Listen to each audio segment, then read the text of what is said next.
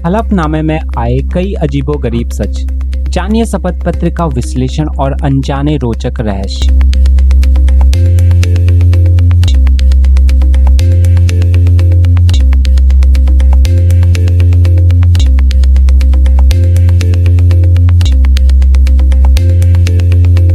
आजकल चुनाव का माहौल है और सभी पार्टियां अपने प्रचार में लालची विज्ञापन देकर लोगों से अपनी पार्टी के लिए वोट लेने की कोशिश कर रहे हैं। लेकिन उस वोट को पाने के लिए चुनाव आयोग के समक्ष दाखिला किया जाने वाला हलफनामा सच्चाई सामने ला देता है। वे सामने से चिल्ला कर गुजरात की स्थितियों और तथ्यों की घोषणा करते हैं, लेकिन सच तो यह है कि आम आदमी इस तरफ से नजरें चुरा लेता है या उसे यह पता ही नहीं है कि उसके नेताओं की कागजी हकीकत क्या है। गुजरात हलफनामे की बात करें तो गुजरात से मुख्य पार्टी बीजेपी, कांग्रेस और आप के जरिए कुल 51 उम्मीदवारों के विश्लेषण पर नजर डालते हैं। तो सबसे चौंकाने वाली बात यह है कि जो उम्मीदवार इस बड़े चुनाव को गतिशील गुजरात में लड़ रहे हैं और वो भी सिर्फ बाहर से, 51 प्रत्याशी में से 18 प्रत्याशियों की सभी कागजी आय कम हो गई है, जो बहुत ही शर्म की बात है। और कभी कभी हम सुनते हैं कि महंगाई के मुकाबले लोगों की खुशहाली बढ़ी है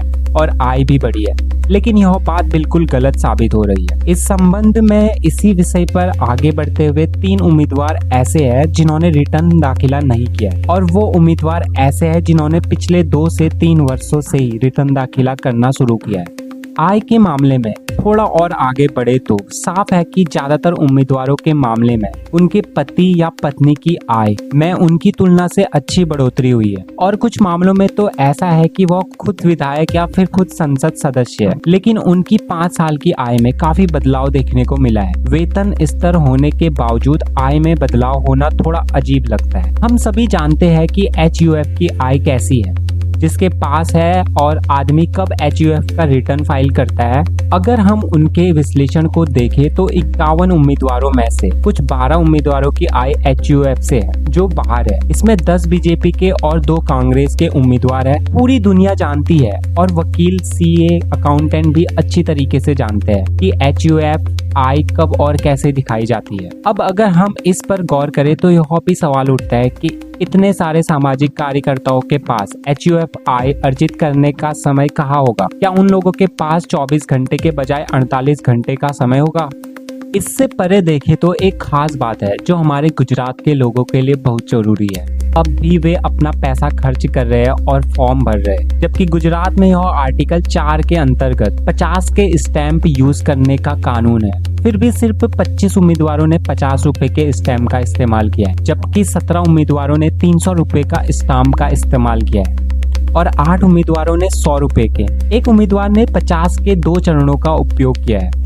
अब उन लोगों के बारे में सोचिए जो गुजरात के कानून बनाने जा रहे हैं। जिन लोगों ने अपने भरोसेमंद वकील के साथ हलफनामा बनाया है, वे खुद नहीं जानते कि गुजरात में हलफनामे के लिए लेख पर कितने रकम का स्टाम्प होना चाहिए, और इनमें से 50% से अधिक उम्मीदवार संसद में जाएंगे और कानून बनाने का प्रस्ताव रखेंगे और हमारे लिए सवाल उठाएंगे। जो काम 25 रुपए में हो सकता है, वो अपने खर्च पर 100 और 300 रुपए खर्च कर रहे हैं। तो वह अपने पास आए सरकारी ग्रांट का काम कैसे करेंगे?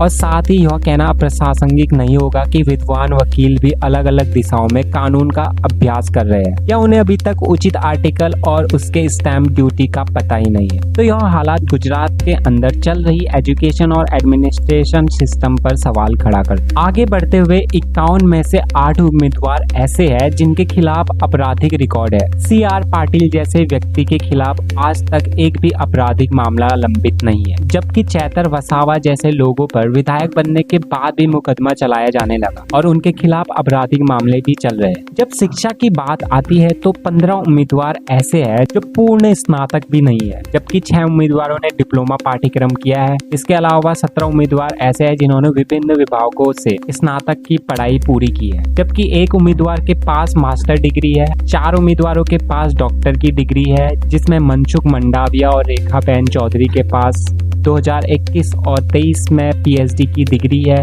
और तुषार भाई चौधरी के पास एमबीबीएस और प्रभाबेन नाना जो कांग्रेस से दाहोद सीट से चुनाव लड़ रही है उनके पास एमडी की डिग्री है। इस तरह से देखें तो सबसे कम शिक्षित कांग्रेस के खेड़ा जिले के कलाभाई ढाबी है जो 8 पास है। तो ये थे गुजरात के 51 धुरंधर जो चुनाव लड़ने वाले हैं, हमारे हित में काम करने वाले हैं, अनुदान मांगने वाले हैं, भविष्य में हमारे लिए प्रतिनिधि बनकर काम करने वाले हैं। उनके कुल हलफनामों को आप दी गई तालिका में विस्तार से देख और समझ सकते हैं और आप भी अपने राज्य के कोई भी प्रत्याशी के ऐसे हलफनामे इलेक्शन कमीशन की साइट पर जाके देख सकते हैं और उनको पीडीएफ फाइल में डाउनलोड भी कर सकते हैं। गुजरात से प्रतीक संघवी की रिपोर्ट देखते रहिए। आपका अपना चैनल आंचलिक खबरें, अपनों की खबर आप तक।